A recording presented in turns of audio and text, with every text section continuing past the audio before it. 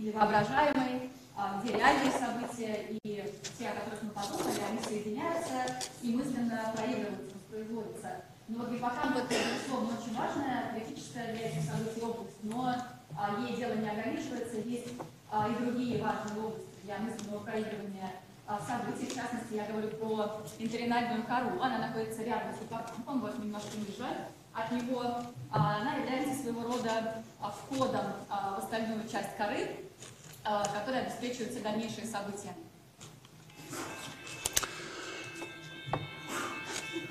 The entorhinal cortex also plays a special role in modulating how the hippocampus responds to location. It contains special cells called grid cells which help calibrate the awareness of space. As you or a rat move around space, you need to take into account which way you're looking. Because if you turn around, the space will be different, won't it? Your understanding of where you are changes if you turn around or perhaps turn to the side. You can also zoom in and out. Right now, you can imagine your location relative to the people immediately around you. Or you can zoom out a bit and imagine your location in the room. Zoom further out and imagine your location in the city. Zoom even further and imagine where you are in Russia. So I think you all have this capacity to move your understanding of where you are, and that's done by this area of the brain called the entorhinal cortex, which helps you calibrate these things. So the whole system of spatial orientation is highly flexible and complex, even in the rat. Most of this basic stuff comes from understanding the entorhinal cortex in the rat. Much of this work was done by May-Britt and Edvard Moser, Norwegian scientists, who also once worked with John O'Keefe, and they jointly received the Nobel Prize with John in 2014. Because grid cells deal with different aspects like zooming, head direction, relation to borders, how close you are to the borders of the room, they can take different values. The system is highly flexible and generative. The Moses write the following: the mechanism would be similar to that of a combination lock in which 10,000 combinations may be generated with only 4 modules of 10 possible values, or that of an alphabet in which all words of a language can be generated by combining only 30 letters or less. This flexibility might indeed underlie the generativity and recursiveness of language itself. Steven Pinker and Ray Jackendoff once wrote that the only reason language needs to be recursive is because its function is to express recursive thoughts. Интеринальная кора тоже играет особую роль в модулировании того, как именно гиппокамп реагирует на местоположение. В нем есть специальные клетки, которые получили название нейроны решетки. Они помогают нам сформировать осознанное восприятие пространства вокруг нас. Вот представьте, что вы крысы, вы перемещаетесь в лабиринте. Для того, чтобы это делать, вам необходимо постоянно учитывать, в какую сторону направлен ваш взгляд. Потому что если вы обернетесь, то ваше восприятие пространства и себя в этом пространстве сразу же изменится. Кроме того, вы можете что еще делать? Вы можете увеличивать или уменьшать масштаб этого пространственного восприятия. Вы прямо сейчас можете представить свое пространственное положение относительно тех людей, которые вас окружают. Вы при этом можете немного изменить масштаб и представить свое положение уже не просто среди людей, а в комнате целиком. Вы можете пойти еще дальше, изменить масштаб еще далее и представить уже свое местоположение в городе, где вы находитесь. Ну и так далее, можете представить, где вы находитесь.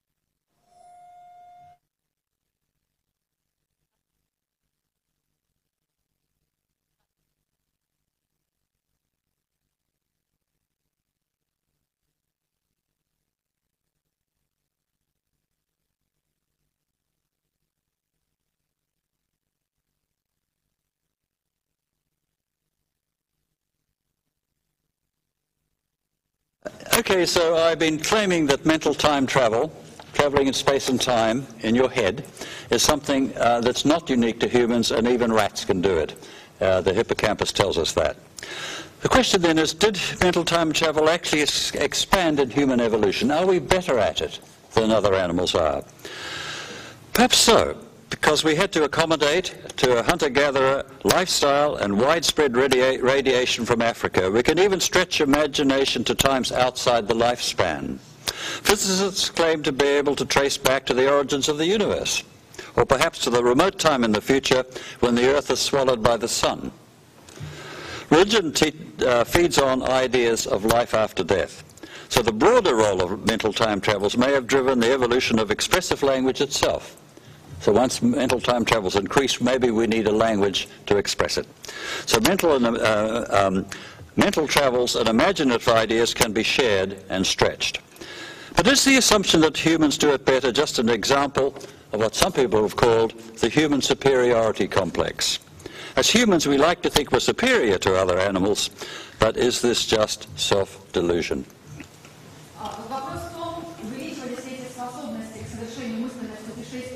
Во времени в процессе эволюции человека. Можем ли мы совершать все эти действия, перемещения в пространстве и времени лучше по сравнению с другими животными? Возможно, ответ да, поскольку люди приспособились к образу жизни охотников-собирателей и распространились по планете после выхода из Африки. Мы можем, в принципе, растянуть воображение до тех времен, которые выходят за рамки продолжительности нашей собственной жизни. Например, физики утверждают, что могут проследить историю происхождения Вселенной к самому началу, или, возможно, предсказать то отдаленное будущее, когда Солнце поглотит Землю. Религия поддерживает идеи о жизни после смерти. То есть, возможно, что способность к мысленному перемещению привела вообще к эволюции выразительного языка и сыграла очень весомую роль в этом. И в целом сами мысленные путешествия, они стали очень важны для нашего развития, поскольку подтолкнули уже в свою очередь развитие языка. И в том числе возможность делиться друг с другом опытом вот этих ментальных путешествий и продуктов собственного воображения.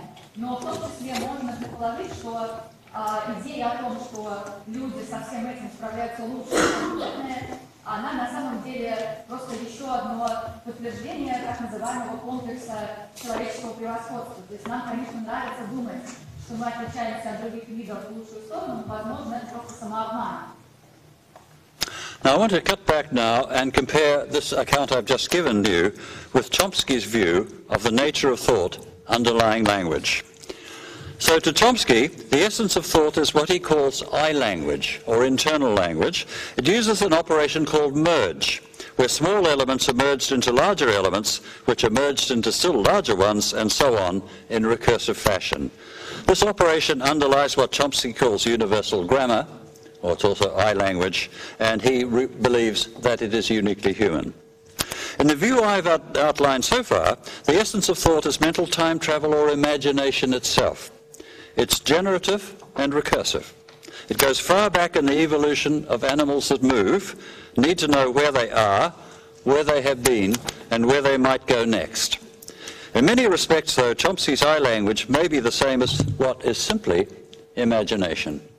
Ну вот давайте теперь сравним то, что я сейчас рассказал, про представление Хомского о природе мышления, которое в свою очередь в основе языка.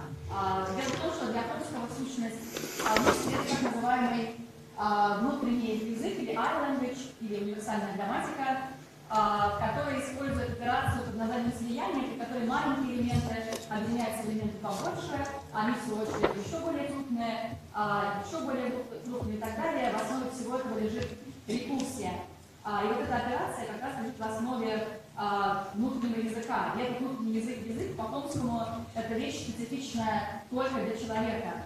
И, как я понимаю, сущность мысли это и есть мысленное путешествие во времени или воображение. И оно обладает такими важными свойствами, как продуктивность и рекурсия. И оно входит корнями в эволюцию животных, которые перемещаются в пространстве активно для того, чтобы им это делать. успешно, им нужно все время знать, где они находятся сейчас, где они только что были и куда они направятся дальше. И вот во многих отношениях внутренний язык Хомского представляет собой содержательно то же самое, что и воображение. So far, I've been just talking about internal thought, or imagination. The next question is how these internal thoughts are communicated to others. This is what Chomsky calls externalization. Chomsky doesn't really deal with this process because he thinks it's uninteresting. But it's really what language is about, communicating our internal thoughts to others. It's especially well developed in humans. It underlies speech, sign language, writing, printing, keyboards, iPhones, and the rest. The question is, how did it evolve? I will suggest that it evolved from manual gestures rather than from vocal calls. This idea actually goes back to the 18th century, around the time when Europeans started trading with other countries in Asia, Africa, and elsewhere, and found they could only communicate in gestures. This has led some to suggest that language must have originated in gestures, and this idea has been suggested intermittently ever since. До сих пор я говорю только о мышлении, которое происходит внутри нас, но следующий вопрос – это вопрос о том, как вот эти внутренние мысли передаются другим людям. И это то, что Хомский называет словом экстернализация. И на самом деле Хомский сам этим процессом не занимается, он считает, что это неинтересно, но на самом деле, конечно, язык – это прежде всего коммуникация. И экстернализация, лежащая в основе коммуникации, она особенно хорошо развита у людей, и она лежит в основе речи, языка жестов, письма, печатания на клавиатуре, на телефонах и так далее. И вопрос, конечно, в том, откуда она появилась. Я буду разбирать идею о том, что она возникла, произошла жестикуляция с помощью рук, а вовсе не от голосовых сигналов. И эта идея на самом деле восходит к XVIII веку, когда европейцы начали очень активно развивать торговлю с странами Азии, Африки, и обнаружили, что они могут в некоторых случаях общаться только с помощью жестов. И это многих людей привело к идее о том, что, возможно, в основе языка как раз-таки лежит способность жестовой коммуникации. И вот с тех пор эта идея, она периодически то там снова всплывает. The gestural theory received strong support when a group of neurophysiologists in Italy, headed by Giacomo Rizzolatti, discovered neurons in an area of the frontal lobe in the monkey that were active when the animal made a movement to grasp something, or when it observed another individual making the same movement. These came to be known as mirror neurons because perception seemed to mirror action. They might be called monkey see, monkey do neurons.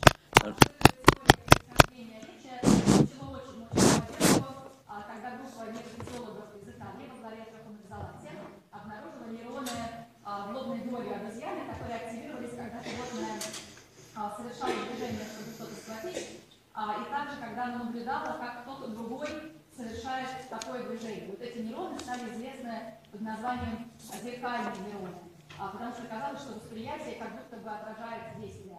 Их можно еще назвать нейронами обезьяна видит, обезьяна делает. Вот профессор Падер нам, конечно, расскажет об этом больше. Oh, what happened there? Wow. Okay, it was later shown that mirror neurons are located elsewhere in the brain, lots of places actually, making up a mirror system, a whole network concerned with mirror properties that map what an animal does and what you see it doing.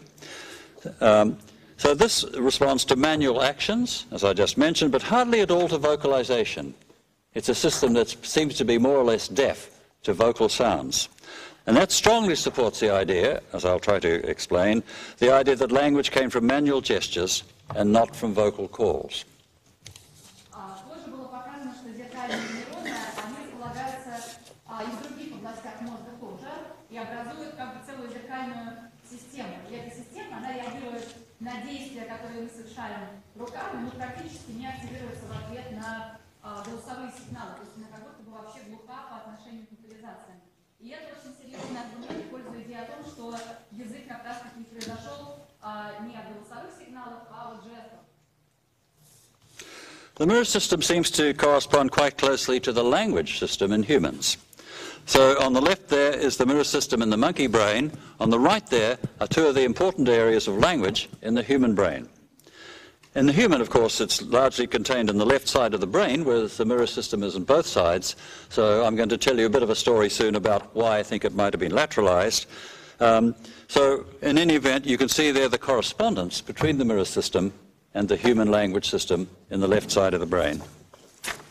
Зеркальная система похожа довольно в большой степени гомологично соответствует языковой системе человека, за исключением того, что у людей языковая система расположена в основном в левой части мозга. Вы можете видеть это на слайде. Две основные языковые области – бурака и верники.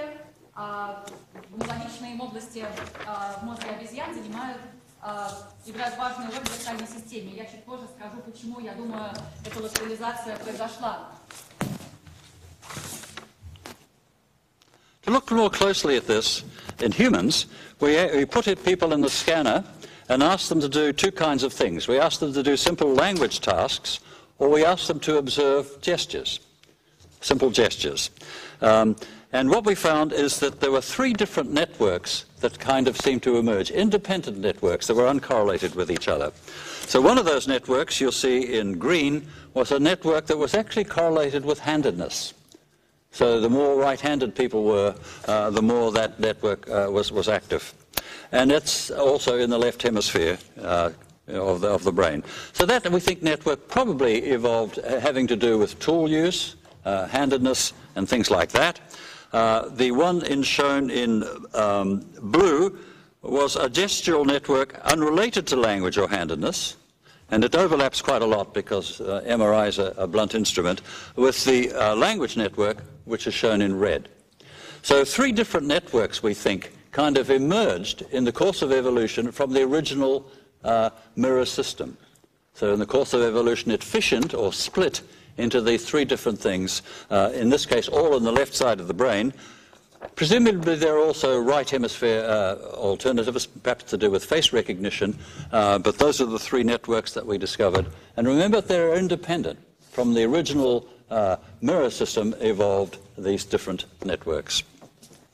Чтобы изучить связь между жестами и языком, на мозговом уровне мы помещали людей в сканер МРТ и измеряли активность мозга, когда они выполняли разные языковые задачи. И также наблюдали, решали не языковые задачи, а наблюдали за не связанными с языком жестами руками. И было показано, что это привело к активации трех различных независимых друг от друга нейронных контуров. Вот один из них показан зеленым цветом. Он в первую очередь связан с той системой, с той сетью, которая активируется, когда мы жестикулируем руками, и довольно сильно лево локализован. Затем контур, который показан синим цветом, это нейронная сеть, которая отвечает за несвязанное жестовой речью движение руками, и вот она в меньшей степени лево освещена, но перекрывается отчасти, поскольку МРТ это инструмент, связанный с измерением мирового кровотока, с красным контуром, который отвечает за язык, а как раз-таки в наибольшей степени смещен в левое полушарие. То есть похоже, что вот эти три разных контура, они изначально были присущи приматам, и у людей представляют собой что-то вроде остатков исходной зеркальной системы мозга, которая затем переродилась во что-то иное. So this suggests an evolutionary scenario for how the brain became asymmetrical in humans, as the mirror system expanded and split into different components. The original system in primates seems to be bilateral, roughly equal in both hemispheres. Later, with the development of tools, it may have expanded and fissioned to incorporate a more lateralized system related to handedness and perhaps reflecting the emergence of tool manufacture itself. A final fissioning saw the emergence of language as a lateralized system, perhaps initially gestural, but eventually incorporating vocalization. It's also likely, of course, that other specializations emerged in the right hemisphere, perhaps including the perception of facial movements and perhaps music. These events probably overlapped and were accompanied by a threefold increase in brain size itself. И все это похоже, может быть, одним из возможных эволюционных сценариев того, как вообще появилась функциональная асимметрия мозга за счет разрастания этой зеркальной системы и за счет ее разбивания на два различных компонента. Вот похоже, что исходная зеркальная система приматов, она была двусторонней, примерно одинаковая и в обоих случаях. И позже, когда станет постепенно развиваться способности к эрудивной деятельности, эта зеркальная система могла разрастись, разделиться и вобрать в себя уже более латерализованную систему, которая связана с доминированием одной из рук и которая отражает способности к созданию орудий. И окончательное разделение привело уже к появлению языка как полностью латерализованной системы, которая, вероятно, изначально была системой жестовой, но в конечном итоге включила в себя и вокализацию тоже. Вполне вероятно, что у правого полушария таким же образом появились какие-то свои специализированные функции, возможно, которые включают восприятие лицевой экспрессии и музыки. И я полагаю, что эти события в большой степени пересекались и, что важно, сопровождались трехкратным увеличением размера мозга. Observing chimpanzees in the wild shows that most of their intentional communication is made up of bodily gestures, mostly including the hands. One study recorded 4,397 gestures with at least 66 different kinds of gesture. Gestures are generally intentional, unlike vocalization, which tend to be fixed and inflexible. So looking at chimpanzees, the most language-like activity they indulge in is gesturing. Наблюдения за шимпанзе в дикой природе показывают, что большую часть их преднамеренного общения между собой составляют разные телесные сигналы. В основном это жесты, осуществляющиеся с помощью рук. И в одном исследовании было зафиксировано около 4497 разных жестов, которые можно отнести по меньшей мере к 66 различным категориям. Как правило, это жесты преднамеренные, в отличие от вокализации, которые, как правило, очень жесткие, закрепленные, произвольной регуляции не поддаются. То есть большая часть коммуникации между шимпанзе, она предполагает жестикуляцию на ней основанную. Some gestures seem to be pantomimes. The best examples seem to come from orangutans, actually, including things like a mimed offers of fruit, enacting a haircut, requests to have their stomachs scratched by scratching their own stomachs, and offering a stick to the person who's supposed to do, or the animal that's supposed to do the scratching. Некоторые жесты обезьян в основе своей представляют пантомиму. Например, в исследованиях, которые были выполнены были показаны хорошие примеры этого. Но в частности, обезьяны могут имитировать, как они едят фрукт, они могут имитировать, разыгрывать, как происходит постригание волос, ну и также они могут имитировать, вернее, показывать с помощью пантомимы просьбу почесать им живот. Как они это делают? Они сами себе чешут живот, и потом предлагают палочку для чесания живота потенциальному чесателю, предлагают делать это кому-то другому. Attempts to teach apes to speak have failed. Nobody's ever taught another ape to speak. Instead, some great apes seem able to acquire a simple form of sign language or to use manual keyboards.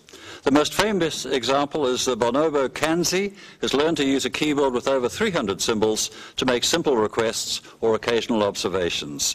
These symbols stand for objects and actions and are abstract. They bear no physical or pictorial relation to what they represent. In this sense, they're like words. But there's little evidence for anything like grammar.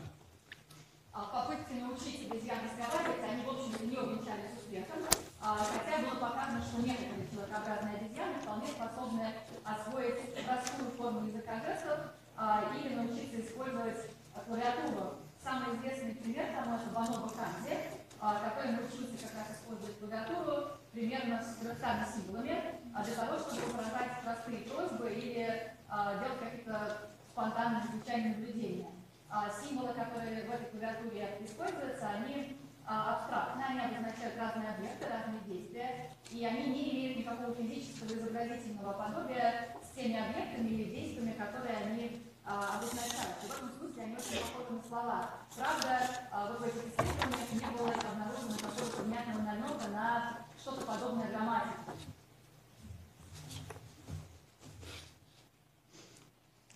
So the main problem, I should say, is not in production, it's not in perception, it's in production. Kanzi is said to understand about 2,000 spoken words. The problem is he can't speak them. So with most of this work, it's production of communication rather than perception that is the problem. Even border collies can understand spoken words. A border collie called Rico, I think he's shown up there, can understand at least 300 different spoken words.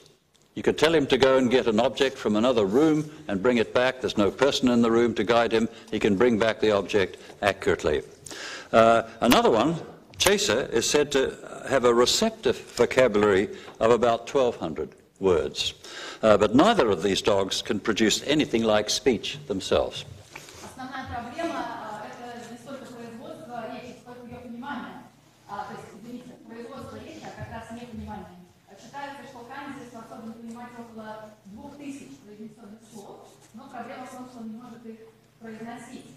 Но даже собаки и коли могут понимать произносимые слова. Вот вы видите справа, сверху на слайде, коли по кличке Рико может следовать инструкциям, может перейти в другую комнату по заданию, где нет никаких людей, может выбрать из предложенного набора объектов правильный и принести его, вернуть.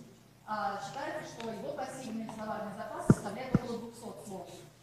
Еще более впечатляющие способности демонстрирует Чейзер, еще один коллер. Его пассивный словарный запас предположительно составляет 1200 единиц. Но ни одна из этих собак не может воспроизвести что-либо похожее на речь. I'm going to skip a slide, I think, because I think we need to go a little bit faster. Is that possible? So can we go to slide 40? 40. Yeah. So we all gesture anyway while we speak, especially the Italians. Gesturing can add information, especially when giving directions and helps in finding words. When I was last in Russia in 1966, I wanted a bottle opener. So I went to the front desk and mimed opening a bottle, and like that. They were quite alarmed, I think, but then they roared with laughter as they understood and fetched me the opener. So I didn't understand a word, but they perfectly understood my mime. Even blind people gesture with their hands when they're talking on the phone. This suggests that gestures derived from the origins of language itself, rather than from any attempt to convey language visually. В любом случае мы все жестикулируем, когда говорим, особенно это делают итальянцы. Жестикуляция может добавлять информацию, особенно когда мы даем какие-то указания, инструкции, помогает подбирать слова. Вот когда я последний раз был в России в 1966 году, мне понадобилась открывашка для бутылок. Поэтому я просто подошел к стойке регистрации отеля и показал, как я открываю бутылку, затем поднес ее к губам и издал такие булькающие звуки. Какое-то время сотрудники выглядели довольно встревоженными, но потом они быстро поняли, что я от них хочу, рассмеялись и быстро принесли мне открывашку. То есть они не поняли ни слова из того, что я говорил, но жесты быстро передали им суть моей просьбы. И вот даже незрячие люди жестикулируют, когда они разговаривают по телефону, и это говорит нам о том, что жесты могут быть связаны с происхождением самого языка. Это не просто какая-то попытка передать языковую информацию визуально, как дополнение. I gesture too. But it seems that my two companions are bored, as many of you are now looking, so my gestures didn't help very much. The two companions on the left and right there are bored, but one of my companions actually died of boredom. Я тоже жестикулирую. Правда, как можете здесь видеть, похоже, что двум моим компаньонам, соседям скучно, поэтому жесты, видимо, мне мало чем помогли. И вообще похоже, что один из них умирает от скуки. Sign languages, of course, are a good piece of information that language can be gestural, yet they have sign languages are purely gestural, but have all of the properties that define language, including sophisticated grammar and complex meaning. For the most part, they depend on the same brain areas as spoken language, and damage to those areas can cause sign language aphasia. Some sign languages, such as Nicaraguan Sign Language and El Said Bedouin Sign Language, have developed very recently, and studying them has given insight as to how language itself might have evolved. They tend to begin as pantomimes and then conventionalize and become more abstract as meaning is carried in terms of cultural convention, losing the pictorial or pantomimic aspect. It's been suggested that modern sign language may resemble gestural language in evolution before speech was introduced. In other words, our predecessors may have signed coherently before they could speak. Языки жестов, языки глухонемых являются чисто жестовыми, но у них при этом есть все свойства, которые определяют язык, включая наличие сложной грамматики и сложного смысла. По большей части они задействуют все те же области мозга, что и разговорный язык, и повреждение этих областей мозга может точно так же вызвать афазию жестового языка. Некоторые жестовые языки, такие как никарагуанский язык жестов или язык жестов бедуинов-аль-Саид, появились совсем недавно, и их изучение дало нам представление о том, как мог развиваться сам язык. Как правило, эти языки начинаются как пантомимические, затем они становятся более и более абстрактными, становятся более конвенциональными, и смысл начинает передаваться уже на основе культурных договоренностей, соглашения между теми, кто этими языками пользуется. И этот изобразительный пантомимический аспект постепенно утрачивается. И мы полагаем, что современный язык жестов, он может нам напоминать тот язык жестов, который существовал в эволюции до появления речи в привычной нам форме. То есть, другими словами, наши предшественники могли говорить на языке жестов, прежде чем они научились использовать для этого звуки. Although sign languages arise naturally in deaf communities, speech is now the dominant form of human communication. During the later evolution of our species, pantomime probably gave way to more conventionalized gestures, as in the development of sign language, but were eventually overtaken by vocal sounds, which are themselves forms of gesture. I'm gesturing to you now with my mouth. The likely progression was from the hand to the face, freeing the hands for other activities like tool manufacture or simply carrying things. Sign languages make as much use of the face as of the hands. So the next step may have been a gradual focus on the mouth, which is already adapted for voluntary movement through eating and biting and so forth. Once gestures retreat to the mouth, they are largely hidden from view. The lips remain visible, allowing limited lip reading, but movements of the tongue and larynx are almost invisible. Therefore, we adapted by putting sound through the system so that mouth gestures could be decoded. Speech, I think, is gesture half swallowed. It's also an early example of miniaturization, much more compact and energy efficient than pantomime. И хотя язык глухонемых возникает сам собой в сообществах глухонемых людей, в настоящее время это речь все-таки доминирующая форма общения между людьми. И во время нашей относительно поздней эволюции как вида пантомима все-таки уступила место более конвенциональным жестам, как и при развитии жестовых языков происходило. И в конечном итоге она вовсе была вытеснена голосовыми сигналами, которые сами по себе являются тоже формами жестов. Хотя и ручные жесты тоже сохраняются, как уже я объяснял раньше. Вероятно, развитие шло по пути от руки к лицу, постепенно освобождая руки для других видов деятельности, например, как изготовление инструментов, орудий или просто переноска вещей. Жестовые языки используют лицевую экспрессию и движение руками в одинаковой степени. И возможно, что следующим шагом стало постепенное сосредоточение артикуляции в области рта, который уже был приспособлен к произвольному движению для употребления пищи, кусания и так далее. Но поскольку, как только жесты начинают быть ограничены ртом, они становятся в большой степени скрытыми от глаз. То есть губы остаются видимыми, и это в ограниченной степени нам позволяет читать по губам.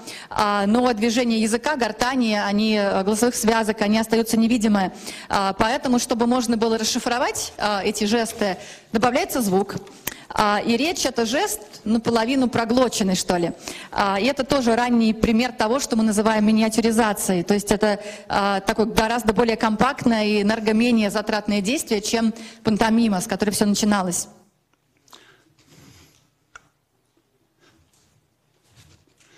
Speech also required a number of anatomical modifications, which must have occurred quite late in our evolution, which is another reason to believe that something else came first. These modifications included voluntary control over vocalization, which is largely involuntary in other primates. Speech also required voluntary control over breathing, because speech occurs only in the outgoing breath, and some speech sounds need breathing to stop momentarily or change. Control of breathing was possibly an adaptation to underwater foraging during an aquatic phase. I know that's very controversial. Coherent speech also needed changes in the shape of the vocal tract to provide optimal flexibility in the production of different sounds. Речь, в свою очередь, потребовала ряда серьезных анатомических изменений, которые, по всей видимости, произошли в эволюции человека довольно поздно.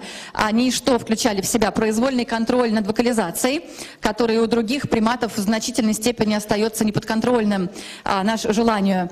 Также речь потребовала контроля над дыханием, поскольку речь возникает только на исходящем дыхании, на выдохе. А некоторые звуки вовсе требуют кратковременной приостановки дыхания, для того, чтобы их проартикулировать. И, возможно, контроль дыхания эволюционно был приспособлением к поиску пищи под водой, когда мы проводили много времени в воде, хотя этот тезис довольно спорный, но точно, что связанная речь потребовала изменения формы голосового тракта для того, чтобы обеспечивать оптимальную гибкость при производстве самых разных звуков. So for optimal speech, the vocal tract needs to have a distinctive shape in which the horizontal and vertical components are equal. And you'll see that on the figure on the right, and you'll see that the chimpanzee is totally non-optimal for producing coherent sounds. So somehow the shape of the face had to change to reach that optimal phase that you see on the right. It's now thought that that's controlled by methylation of a particular gene. At least this is one of the genes so far identified, the N-fix gene, and it seems that methylization of that gene flattens the face to the point that coherent speech becomes possible. Для того, чтобы голосовой тракт стал приспособлен для разборчивой членораздельной речи, была нужна оптимальная форма, по-видимому, такая, в которой длина горизонтальных и вертикальных компонентов примерно равная, вот так, как вы можете видеть на картинке справа. И если мы посмотрим на картину слева, это шимпанзе, то там, конечно, это соотношение далеко не оптимальное. И вот для того, чтобы достичь этих пропорций, потребовалось, чтобы постепенно в эволюции лицо гоминид стало более плоским. И недавние исследования предполагают, что это стало возможным благодаря подавлению гена, который назвали геном N-fix, и это контролируется таким процессом, который называется метилирование. So we now know from ancient DNA that even our closest relatives, now extinct, the Neanderthals and the Denisovans, weren't quite there. So you'll see on the profiles there, the outer one is the Neanderthal profile, and the face is still a little bit prognathous. It's still sticking out a bit. The middle one is the human one, which is the flattened face, which all you people have. The one on the left is actually a pathological condition in which there's too much down-regulation of the flatness of the face, and the face bends inward. So that's something that happened late in evolution, I think, to enable us to speak coherently. Исследование древней ДНК позволяет нам предположить, что вот это подавление гена N-fix несколько менее выражено у наших предшественников, неандертальцев и денисовцев. На рисунке внешняя часть лица неандертальца с таким более выраженным прогнатизмом, то есть выступают верхняя и нижняя челюсти. Посередине вы видите нормального человека с более плоским лицом, другие лица чрезмерно уплощены, даже так слегка вогнуты. И это происходит при двух синдромах Маршалла, Смита и Маллена, когда наблюдается такая чрезмерная активность гена N-fix.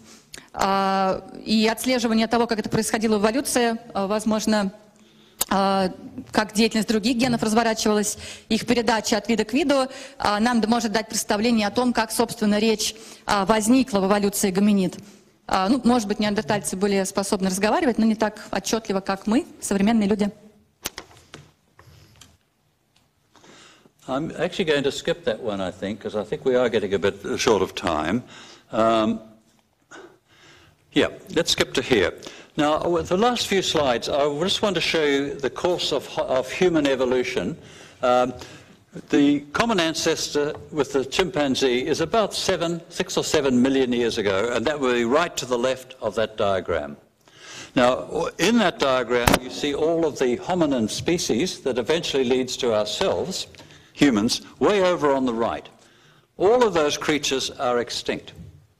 The chimpanzee is still with us, and we are still with us.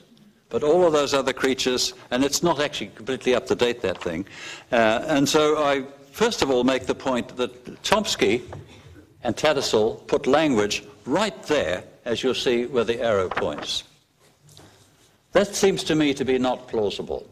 You've got 6 million or so years to play with to try to understand how language evolved from the chimpanzee level to what we're able to do today.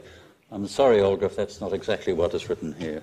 But probably I still have to read what we discussed before, not to distort the thing. А теперь я хочу подвести итог последним 7 миллионам лет эволюции человека, краткий. Общий предок у человека и шимпанзе, вот слева от этой диаграммы, был бы, собственно, он жил около 6 или 7 миллионов лет назад. У шимпанзе нет языка в нашем понимании, поэтому язык, который обладает грамматикой, он, в принципе, должен был бы появиться вот за время этих 7 миллионов лет. И мы видим на рисунке много разных видов гоминид. На слайде нет некоторых из них, которые, по всей видимости, существовали в этот период, но они уже вымерли, за исключением нас, Homo sapiens, вида, который появился только около 200 тысяч лет назад. И если весь этот период времени представить как 1 час, то люди появились всего лишь около 2 минут назад, чуть менее. И у нас очень мало, конечно, информации о языке или о поведении человека в этот период, кроме той, которую можем вывести на основе изучения разных окаменелостей, ну и в некоторой степени на основе реконструкции древней ДНК.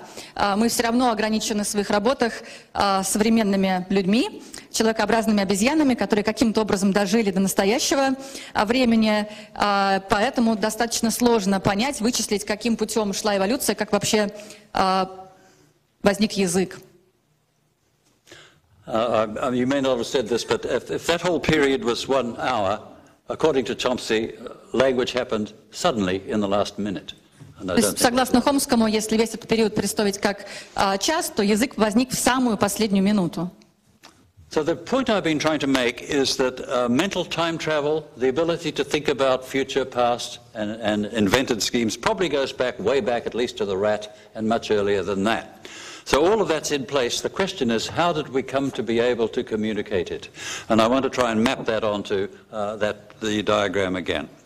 So where are we? I propose the mental time travel, the ability to think about, imagine things that are not present, was well established during that period and goes far back. Of course, it may well have expanded in space, time, and complexity.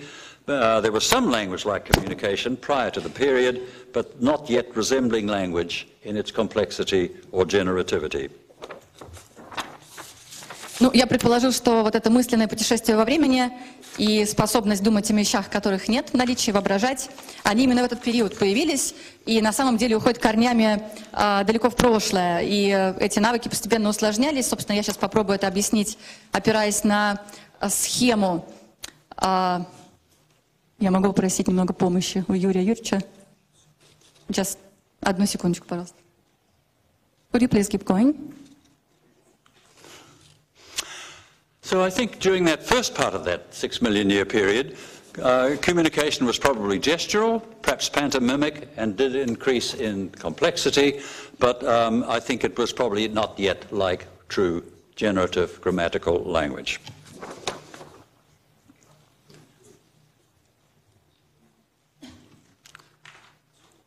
Slide 50.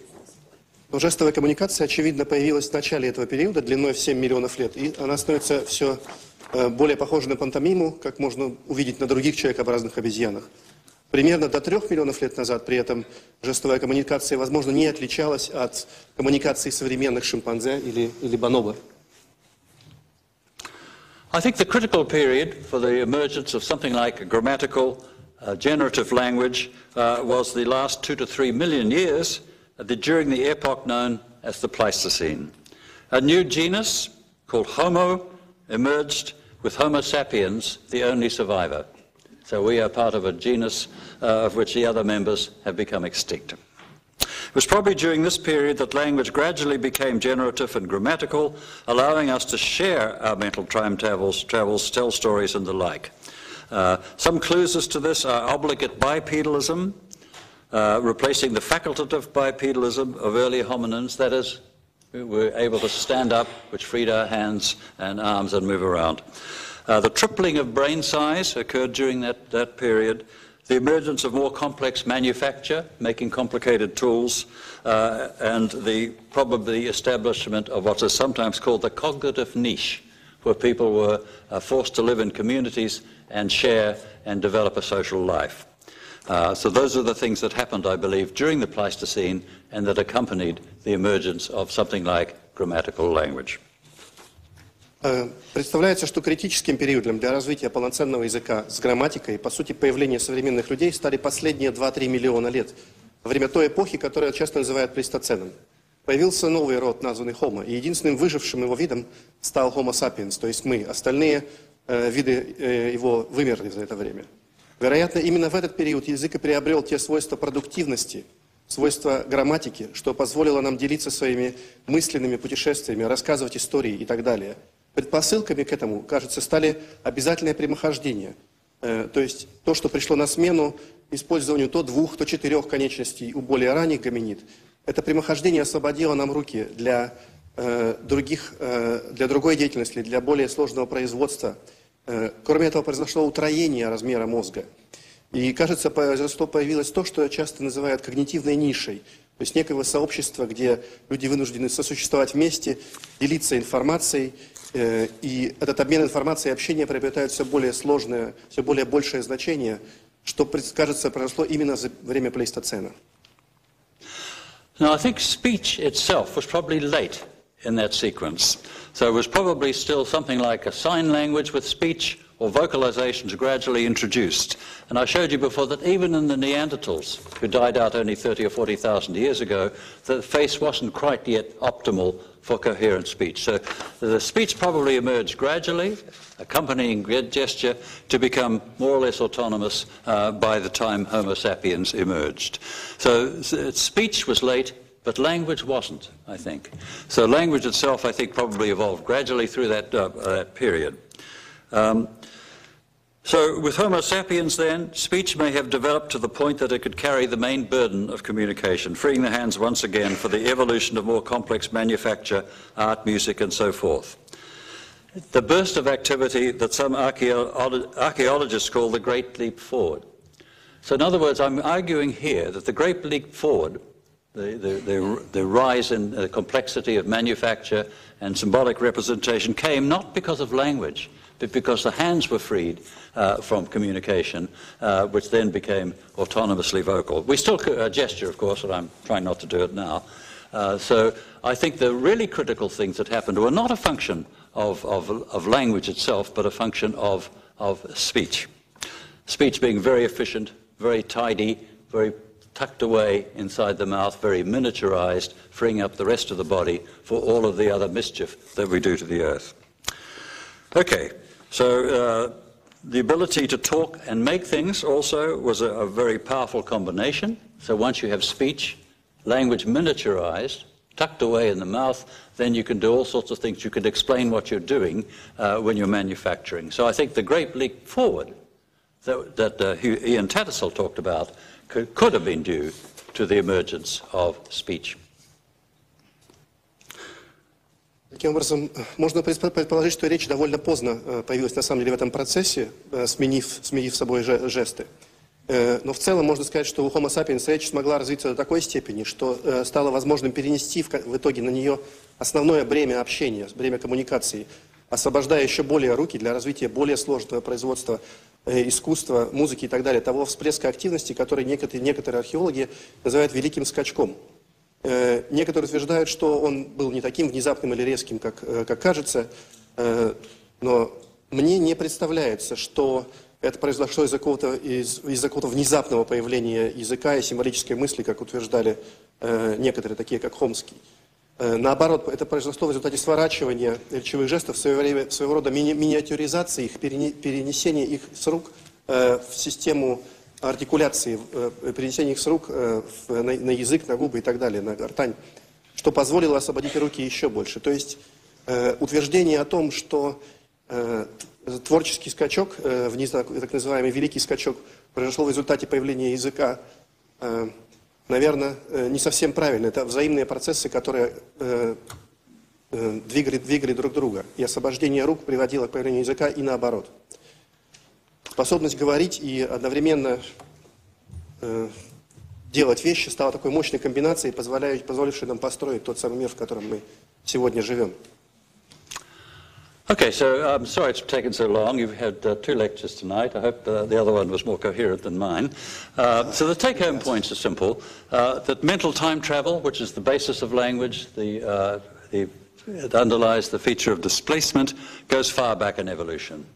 The second take-home point is that language is the communication of mental time travels, what's in our minds, and evolved much more recently. We've been able to travel mentally in time ever since we were rats, but we've not been able to communicate it in the way that I'm laboriously trying to do now. And the third point I think I want to make is that language is not a miracle. It happened by a sequence of events, quite complex events, over a long period of time. And I thank you for being so patient. It's been a long evening.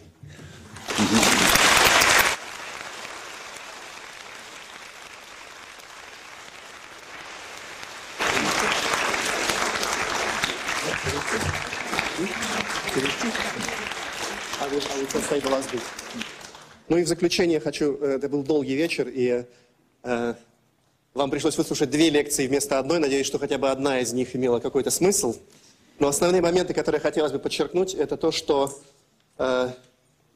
ментальное путешествие во времени и воображение несуществующего, не того, чего мы не видим перед собой, корнями уходит в глубину эволюции, к нашим животным предкам. Язык – это средство коммуникации, передача этих умственных, мысленных путешествий во времени, того, что у нас на уме, того, о чем мы думаем, способ передачи этого друг другу. И эта способность эволюционировала гораздо позднее, в основном, видимо, во время плейстоцена. И, наконец, третий вывод – это то, что язык – это не чудо. И я хочу поблагодарить вас за внимание. Это был долгий вечер, и сказать вам, что кроме этого об этом вышло несколько книг, к сожалению, пока только на английском языке. Спасибо огромное.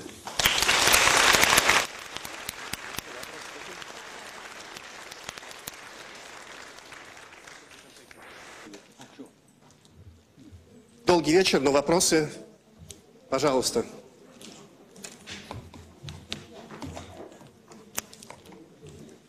Thank you very much. About vocal aspect, vocal component of speech, I've read about theory by Peter McNeilich, who assumed that the vocal aspect of language evolved from mimicking eating or sucking, like asking mother to feed. That's like mama, like sucking, like asking for food. And that gave rise to consonants and vowels as sucking or eating. What do you think about this theory? Is it... One of the problems with McNeilich is that he actually comes from New Zealand. So I don't believe him. Actually, I do believe him. I think he's probably right. Because at some point you do have to explain how language became vocal. And I think it does have to do with taking advantage of the fact that our mouths are well conditioned to be gestural organs, you know, through biting and eating and swallowing. The mouth is a good receptive organ for taking over once we miniaturize the system and take it away from gesture. So I think we could both be right in that sense. We do have to explain how speech happened.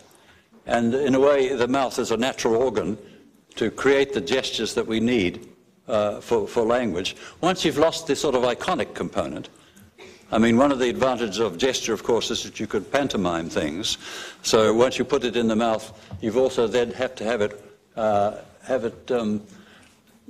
conventionalized, and that you have to understand in terms of what the words sound like, or what they look like, and so you have to have a more advanced system. So I think he's probably right. I'm not sure about the reasons that I've forgotten what you said about the infant-mother relationship. I mean, no one would deny that that's important, but whether that's critical to the game, I'm not sure.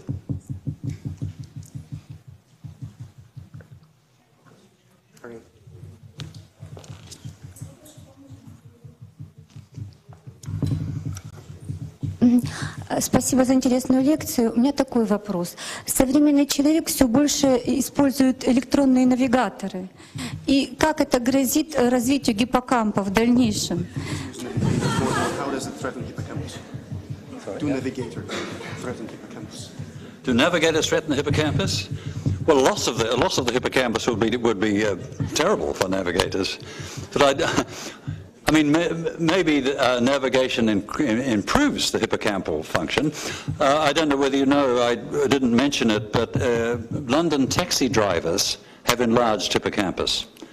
Because London taxi drivers have to be able to navigate the city without controlling maps or anything of the like. So the more you navigate, the more your hippocampus is likely to be enlarged and more functional. О том, что чем больше мы занимаемся навигацией, тем сильнее развит гиппокамп, как, например, лондонских таксистов. Так что, может быть, не так все плохо.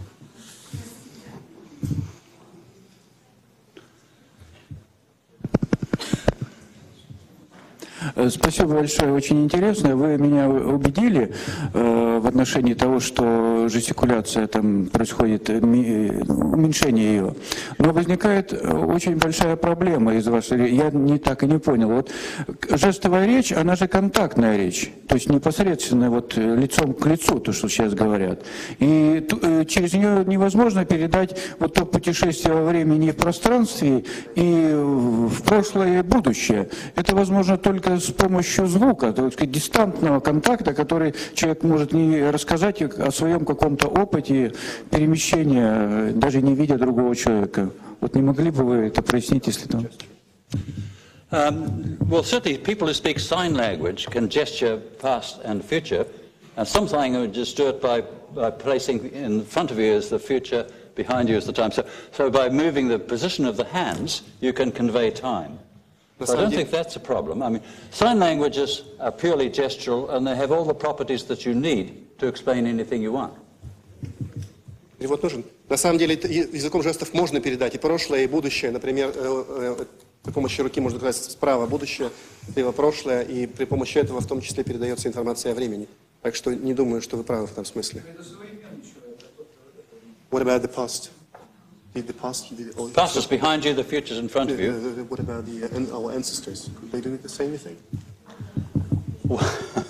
I presume that if we had gestural language before we had speech, they would use the same sorts of things. I mean, in a way, you can do more with your hands than you could do with your mouth, if you want to talk about space and time.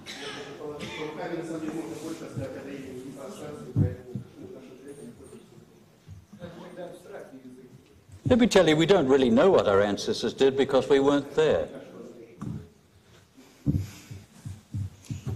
Thank you for your speech very much. I'm studying the origin of religion, and while I was listening to your lecture, I was thinking that actually we see some kind of religion in Neanderthal community and in Homo heidelbergensis community, and basically I was thinking about rituals which are connected with the religion.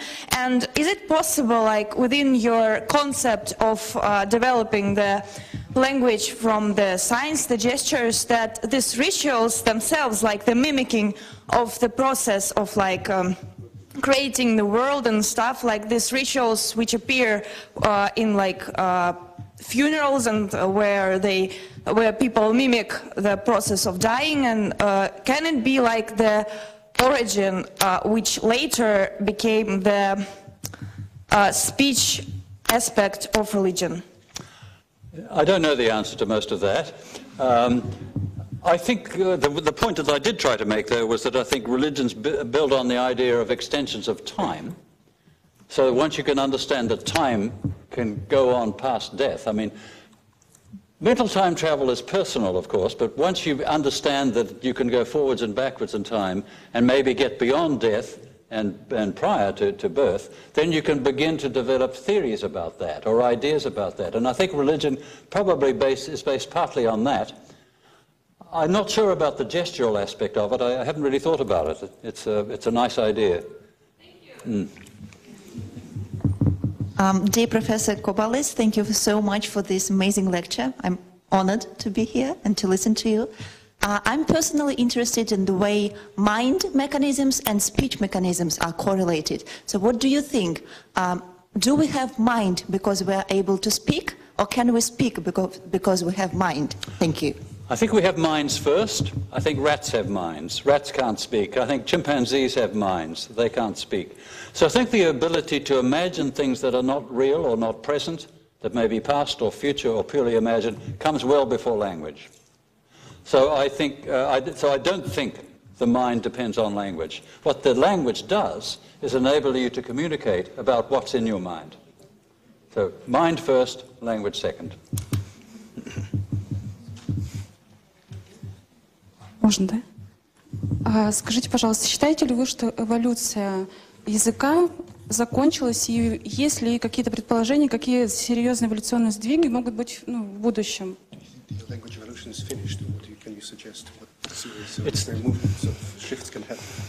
It's very dangerous always to try and take evolution into the future, because evolution is largely a random process. So things happen randomly, the things that work are selected, and you can't predict easily what will happen. One thing that I think will happen is I think language is becoming gestural again, watching kids on their cell phones, twiddling with their thumbs. So one thing that might happen in evolution is that we'll grow longer thumbs. Сложно, конечно, предположить, что будет в будущем. Эволюция является результатом случайностей в том числе. Но можно предположить, например, что снова мы все больше и больше будем пользоваться жестами. Например, глядя на то, как дети пользуются телефонами, можно предположить, что это приведет к увеличению длины больших пальцев.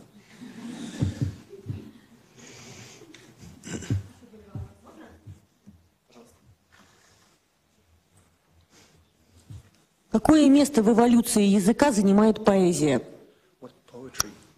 What place does poetry have in language evolution? Wow.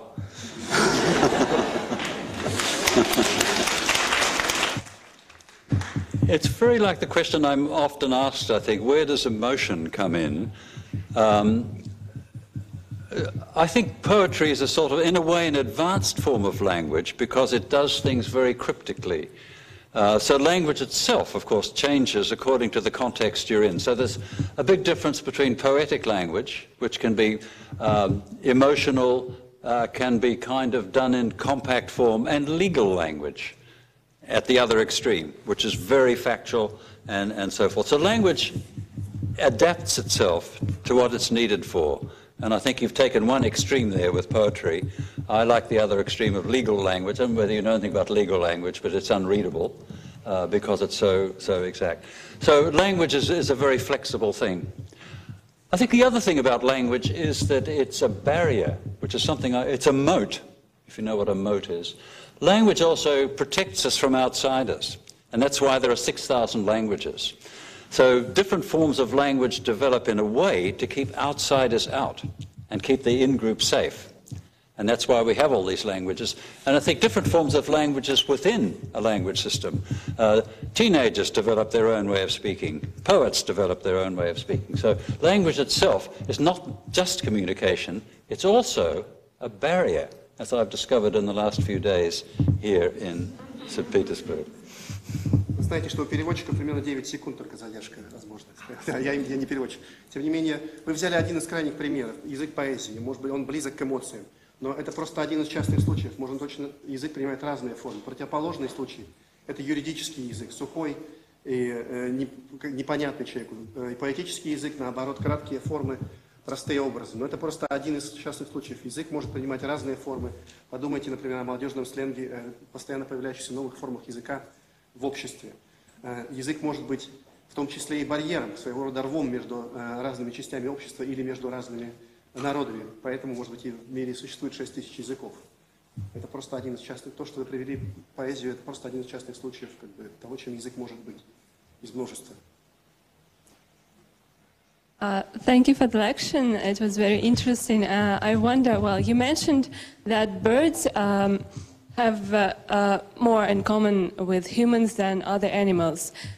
Could you please explain why that happens?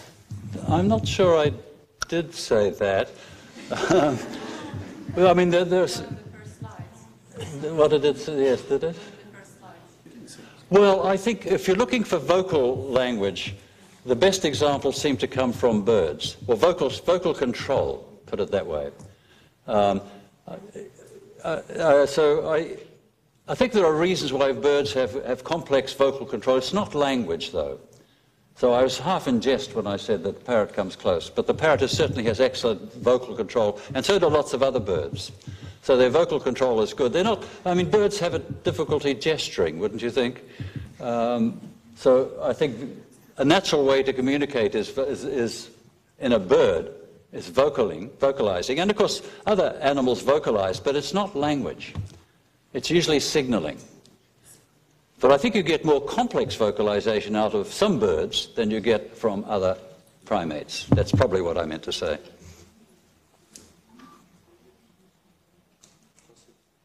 Thank you so much for your lecture.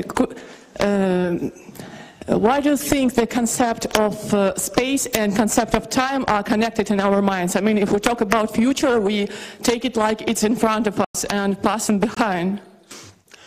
Well, that's what sign language people do, so maybe that comes from gesturing. A natural way is to think of the future in front and the past behind. So I think that's a natural kind of relation to make. But some cultures do it the other way around. I think Maori culture in New Zealand puts the past in front and the future behind. Because the past is what's still visible, you see. So different cultures actually do it differently. But I think it's natural to... well, it's partly based on movement, isn't it? So the way we understand time is in terms of movement, right? So we're moving towards the future and away from the past is a natural kind of metaphor, I think, based on the fact that movement corresponds to time. I'm not sure that's an answer, but that's... at 8 o'clock in the evening, that's good as I get. Yeah. Is it possible to give this kind of question? So you speak about language, different type of languages, but why you don't speak about writing? I think this kind of subject is equivalently important and could appear at the same time, maybe. Sometimes I can imagine that the people who works on computer, who learn computer so long, they don't want to write something on the paper, they lose the language. Well, I mean, I think language has to come, well, as a form of language, writing has to come after gesture and after speech. Because something like, I don't know what proportion of the world is still not literate. There's still millions of people in the world who don't write. So language is something that came later, I think. Now, it may be that we're sort of moving into an age where something like writing will take precedence, because you see everybody now on their cell phones. So I think the thing keeps changing. But I think you have to say that there were sequences of which form of communication was dominant. My idea is that originally something like gesture was dominant, I'm doing it now, then probably speech or spoken language became dominant, and maybe something else is becoming dominant. If we want to communicate with people on the other side of the world, we email them. So I think it's a flexible system, it keeps changing. But I don't think writing has an important place in the history of trying to understand the evolution of language. It's too recent. Professor Korballis, thank you very much for your amazing speech. As I understand, language, and particularly what you emphasize on was speech, is a tool almost of mental time travel, which is the line of thought that you've put through. And then the precursor to your mental time travel is what you initially proposed in one of your earlier slides, your mind-wandering processes. I wanted to know, in your opinion, it is very functional, mind-wandering, and we don't naturally externalize 90% of what we actually mind-wander about. We don't necessarily need to do that as well, because we often resolve some of these issues within our mind. What is then the functional aspect of mind-wandering? Well, I think, imagination, the ability to think backwards and forwards in time, is much more basic than language itself. I mean, language is just a kind of thing we do to communicate this stuff. But I think the mind wandering, the way the mind wanders around, moves backwards and forwards in time, is something much more primitive and much more ancient. And I think it has to do with planning, it has to do with exploring mentally things that you might do. I think those little rats were probably exploring the maze outside it wondering what would happen if they moved into that part of the maze. So I think that's what we do all the time. I mean, mind wandering is a natural way to explore what we're not currently experiencing. And we all need to do that. You're probably all doing it now, exploring what in your minds, what you're going to do next, right? And you don't need language to do that. You can tell people that, but I think it's a basic thing, mind wandering. The other thing about mind wandering, of course, is half of the time it's out of your control. In other words, our minds just wander. I can see right now that half of you, your minds have wandered somewhere else anyway. And roughly half of the time our minds are wandering somewhere else. So I think that might have to do with creativity, the fact that sometimes we wander into places by accident, and that turns out to be adaptive because it tells us things that we hadn't been planning. Sorry? The aha moment, right.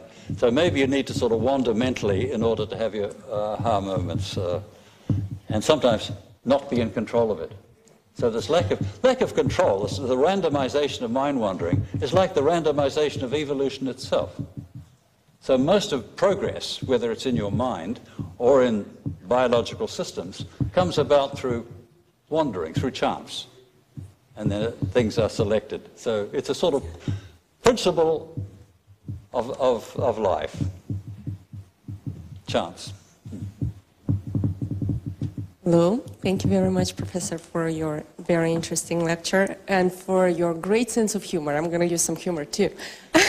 So imagine that I'm having an argument with someone and I'm losing temper and I'm starting to first use my body language, let's say, and then start hitting the person or beating the person. Can I say that I'm using my ancestors' language? Like, if you understand what I mean. Well, I mean, I think gesture has a lot to do with a lot of things other than communication, right? Mm-hmm.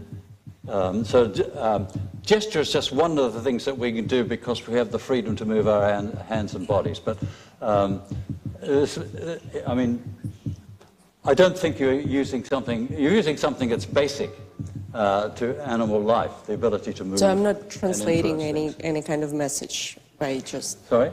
I'm not translating any kind of message by just... I don't think so. I think you're just being aggressive. Okay, thank you. Can you keep her away? Пожалуйста, у нас время осталось на 2 последних вопроса. Тогда у нас останется время на половину вопросов, к сожалению, нам уже надо представлять приоритет.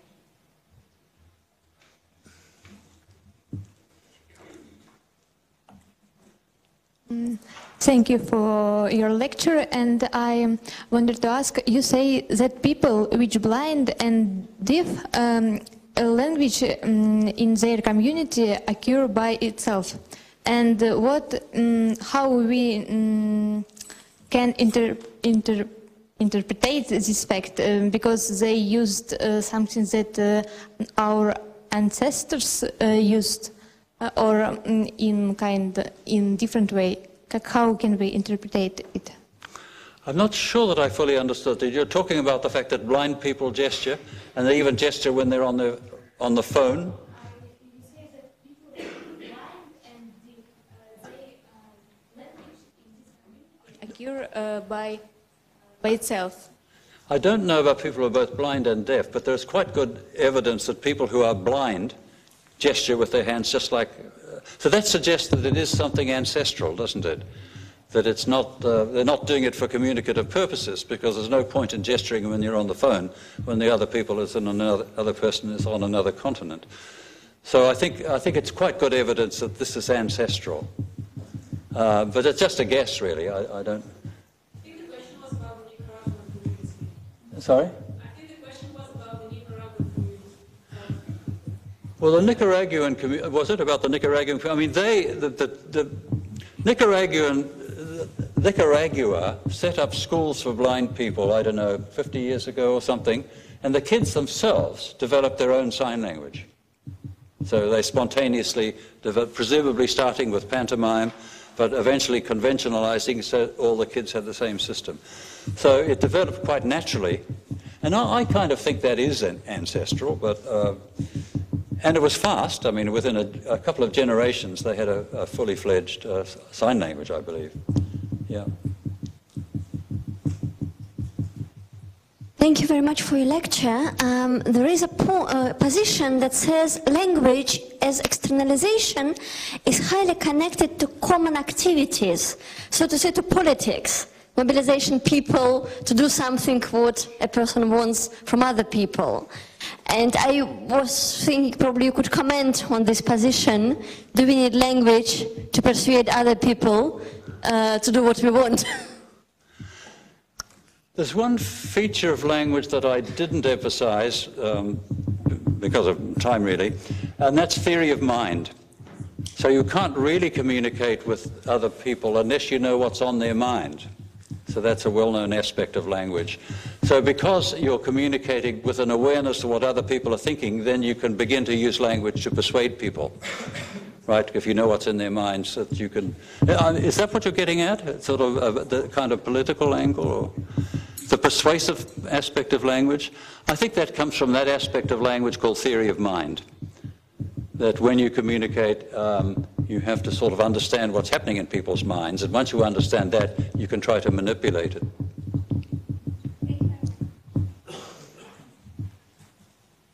Последний вопрос, я боюсь. Это бонусный последний. К сожалению, завершать, и это очень больно, но хорошее, когда не заканчивается. Да, и на бонус довольно своеобразный вопрос. Во-первых, спасибо. Вопрос следующий. Как бы вы соотнесли исследование Майкла Газанига, да, и тему интерпретатора? И может быть... А? Oh, yeah. I don't really like it. I think he's trying to put sort of free will back into the brain by saying that the left hemisphere is the interpreter, and it's essentially that what explains free will.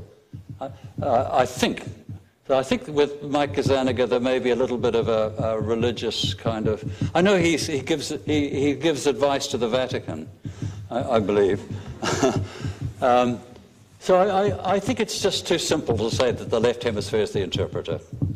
Actually, my son wrote a paper, my son is also a neuropsychologist, explaining that the right hemisphere is also an interpreter. It interprets the spatial world, and the left hemisphere interprets the voluntary world or something. No, I'm sorry, I hope you're not a student of Mike Gazzaniga's. He's done brilliant work. He was really the founder of all the split brain work, but I think his ideas about the interpreter don't make... to me, don't make sense. Чтобы просуммировать ответ, это великолепная работа, которой занимался Майкл Газаник с деленным мозгом и так далее, но мне представляется, что это слишком упрощенный подход к тому, что одно из полушарий занимается этой работой интерпретатора.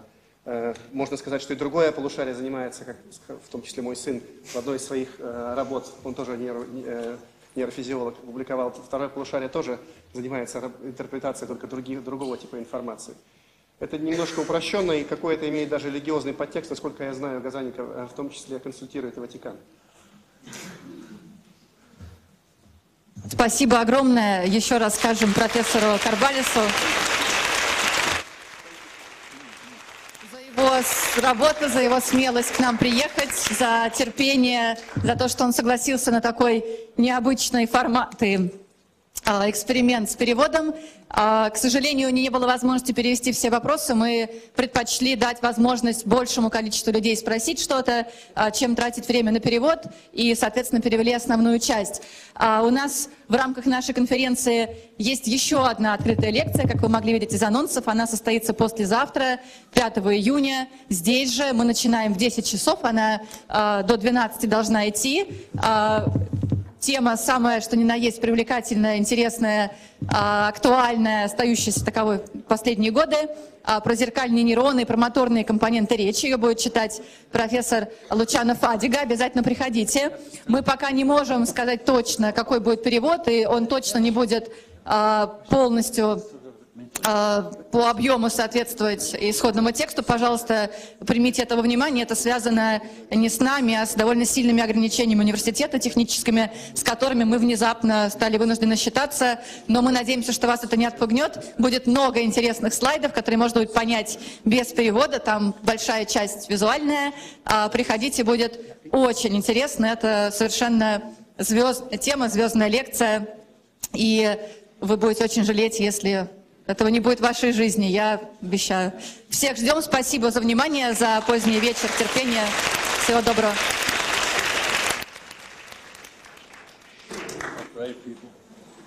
One issue, of course, Russian is about 50% longer than English. Thank you very much for your patience, and we try to speed it up as much as possible. I stood on the shoulders of giants, definitely.